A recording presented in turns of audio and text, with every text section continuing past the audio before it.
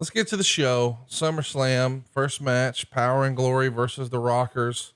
Everybody knows the Rockers are one of the best teams of all time. And I think Power and Glory are criminally underrated. Let's remind you how we got here. On the July 21st, 1990 episode of Superstars, Paul Roma is attacked after a match by Dino Bravo. Then the Rockers come to the ring for the following match. Roma accuses them of attacking him. The argument turns physical, and Roma was backed up by Hercules. 1 week later, Roma and Hercules appear on the Brother Love show and form their new team, Power and Glory. I love this tag team, and I don't know why I love it so much, but the silly glasses, the cut off sweatshirts. Tell me what you can about Power and Glory. Two guys that were, Hercules was kind of coming off of a singles run, and I don't think that Paul Roma was, setting the world on fire by any stretch of the imagination. But two good-looking guys with similar physiques and similar looks, but more than that, similar attitudes of really wanting to break out of the pack. And let's try to take these two guys and team them up and make something out of it. To me, it was an opportunity to pool their talents rather than try to focus on each one individually, because each one individually, I think, only had so much in them.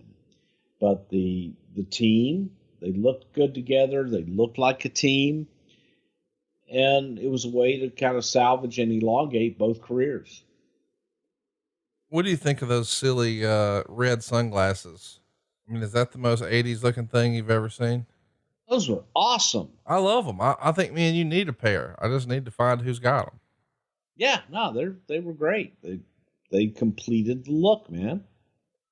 You know, it is a very simplistic look. Some silly sunglasses, some cut off, sweatshirts that say power on one and glory on the other, throw a lightning bolt in the middle, and then let's throw them in some black trunks and black tights. Seems rather simple.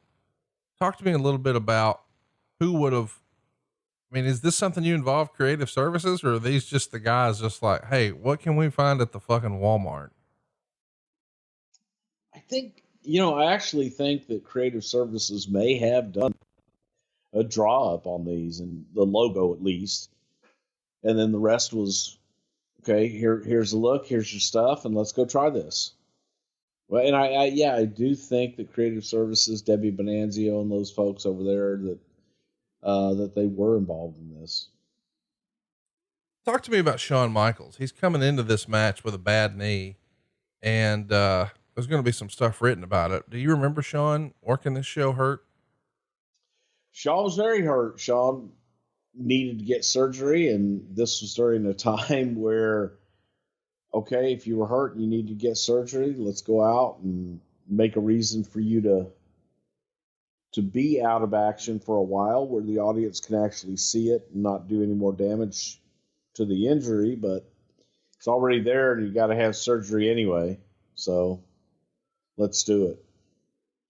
This is really the first time we hear about him having some sort of knee issue. We know he's going to have knee surgery in 97. And of course, famously, that's the same year where he talks about losing his smile, but he comes back, and I don't know. It does feel like he's had a series of knee problems through his career, but this is the first time that it rears its head during his WWF run, right? Yes. Yes. And it was unfortunate. Shit happens sometimes, man. Well, Power and Glory are going to defeat the Rockers in 6 minutes and 1 second. Meltzer would say it was obvious that Shawn Michaels was hurting just walking fast down the aisle. The Rockers usually run, and he wasn't ready to work because of his bad knee.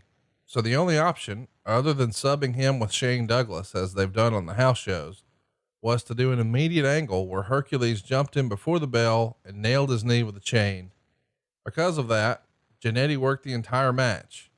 It's interesting that McMahon acknowledged Michaels was coming into the match with a knee injury, and the guys did about as good as they could considering they were limited in time.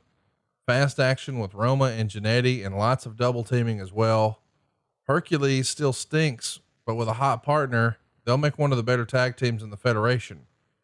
Roddy Piper kept saying the Rockers were like Mick Jagger and David Bowie. showing he's kept himself only 15 years behind the times on hot rock artists. Jannetty had Roma pinned and Hercules clotheslined him just before the finish. Hercules doing the superplex and Roma splashing him off the top rope. Jannetty was probably the best worker on this card. The heels left both guys laying after the match. Michaels did a stretcher job, and the way commentary went, I got the impression Michaels is going to be out of action for a while. 3 stars. A lot to unpack here. What do you think of Meltzer's comment that Jannetty is the best worker on the card? I think that Jannetty is an excellent worker, and I don't know if he was best on the card, but he definitely was an excellent worker. It's interesting that, Jannetty is held in such high regard as a bell to bell performer, but it's the out of the ring stuff that's always kept him in trouble. I'm sure me and you never talked about this, but I'm sure it at least came across your timeline and you saw some of the craziness that Jannetty's name has been attached to this year. Yeah, it's just a shame, and I've never understood the need to share everything about your life out in public. As you know, this is about as much as I'll do, and I don't subscribe to it. Don't try not to do it. And people say, "God damn, Bruce, you do a podcast every week." Yeah, I do. I just try to keep personal things personal.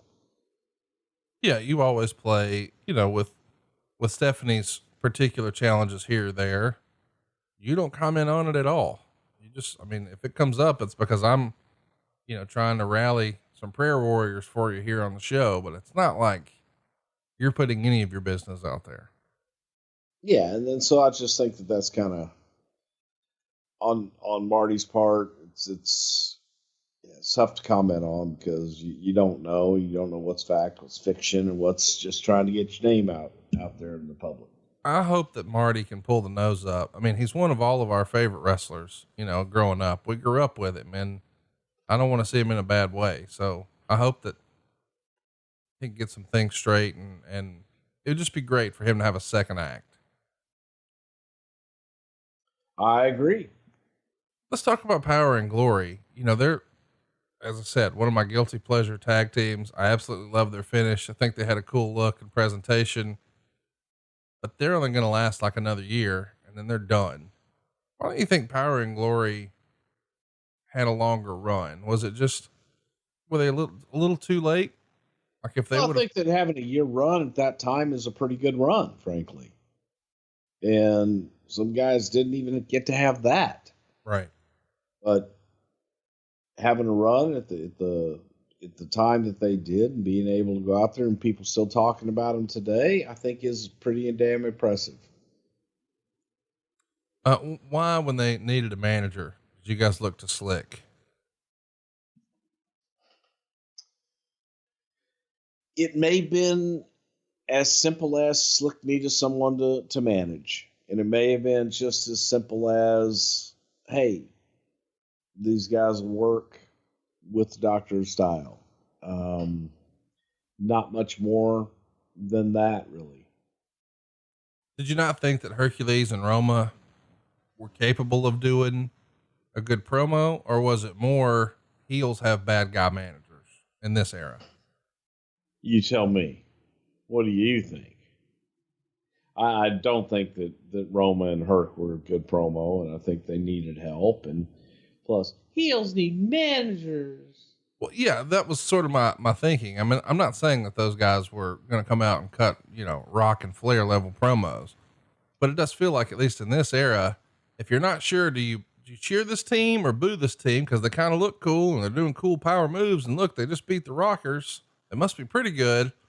But if you've got Slick over in the corner, it's like a little reminder. Oh yeah, we're supposed to boo them because we don't like that guy. Bastards.